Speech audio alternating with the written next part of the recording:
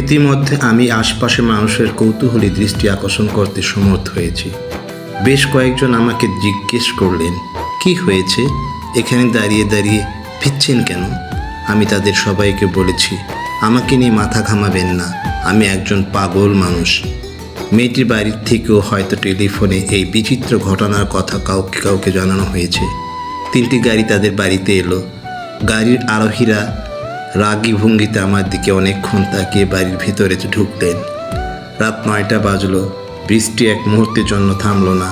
জ্বরে তখন আমার গা পড়ে যাচ্ছে। দাঁড়িয়ে থাকতে পারছিলাম না, পা ছড়িয়ে বসে পড়লাম।